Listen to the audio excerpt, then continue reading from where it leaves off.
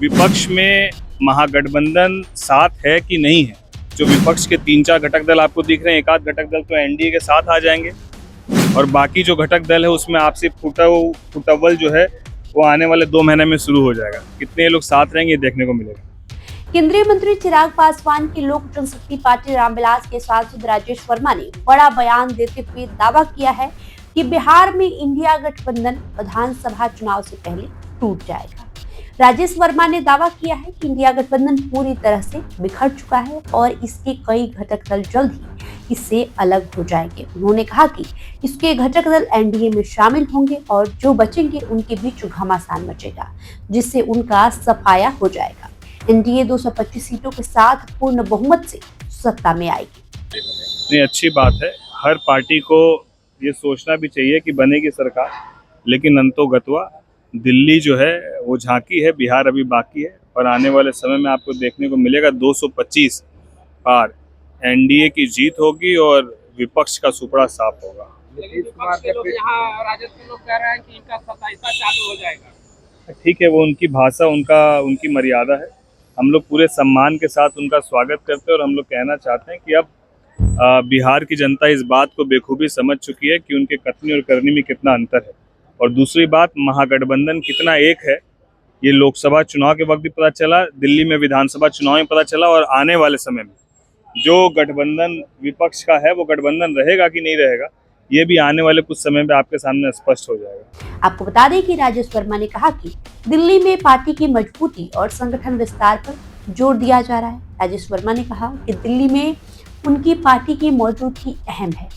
उन्होंने बताया कि पार्टी ने 50,000 से ज्यादा वोट हासिल किए हैं और आगे संगठन को और मजबूत करने की दिशा में काम जारी रहेगा। नहीं तो ये तो स्वाभाविक सी बात है कि हमारे पार्टी ने, आप ये समझिए कि जहां हमारा संगठन बहुत उस स्तर पर मजबूत नहीं था, बावजूद उसके पार्टी ने 50,000 से ज़्यादा मत लाए और हम लोग एक एलाइन पार्टनर होने के नाते हमारे नेता ने कमोबेश 10 से ज़्यादा विधानसभाओं में सभा की और जहां जहां हमारे नेता ने सभा की वहां सभी जगहों पर एनडीए की प्रचंड जीत भी। तो ये सामूहिक एक प्रयास था और एक हमारे पार्टी का हमेशा से ये रहा है कि हम लोग लगभग कमोबेश जहां जहां एनडीए तय करेगा वहां वहां हमारी पार्टी ने चुनाव लड़ने का काम किया और एनडीए को भी मजबूत किया और हमारा संगठन का भी वहां पर धीरे धीरे और अब हम लोग मजबूत करने का काम करेंगे। उन्होंने बिहार विधानसभा चुनाव को लेकर कहा कि लोक जनशक्ति पार्टी रामविलास सभी सीटों पर तैयारी कर रही है, लेकिन एनडीए गठबंधन में जो भी फैसला होगा उसे स्वीकार किया जाएगा। वहीं नीतीश कुमार के बेटे के राजनीति में आने की संभावना पर राजेश वर्मा ने सकारात्मक प्रतिक्रिया देते हुए कहा कि जो युवा सकारात्मक राजनीति के साथ आना चाहते हैं उनका स्वागत होना चाहिए। बिहार लोक सेवा आयोग के अभ्यर्थियों के मुद्दे पर भी वर्मा ने अपनी राय रखी। उन्होंने कहा कि सरकार और लोक सेवा आयोग को अभ्यर्थियों से बातचीत करनी चाहिए ताकि उनके साथ न्याय हो सके। तो कहीं ना कहीं आपको बता दें कि बिहार में विधानसभा चुनाव होने वाला है और इसके पहले केंद्रीय मंत्री चिराग पासवान के पार्टी के सांसद राजेश वर्मा, जो कि खगड़िया से सांसद है, उन्होंने बड़ा दावा किया है। राजेश वर्मा का ये साफ कहना है कि बिहार में इंडिया गठबंधन टूट जाएगा। इतना ही नहीं, उन्होंने ये भी कहा है कि कई सहयोगी दल एनडीए में शामिल हो जाएंगे और जो भी बचेंगे उनके बीच घमासान मचेगा। मुझे तो समझ में नहीं आता है कि यही विपक्ष दिल्ली में खड़ा होकर बोलता है कि पूरा बजट बिहार का था और वही विपक्ष बिहार में आके बोलता है कि बिहार को कुछ नहीं मिला। तो मैं यही बात कहता हूँ, इनके कथनी और करनी में जमीन आसमान का अंतर है। अब बिहार को क्या मिलता है? पिछले बजट में बिहार को लगभग 70,000 करोड़ की योजनाएं मिली। इस बार भी मखाना बोर्ड बिहार को मिला, निफ्टिम बिहार को मिला।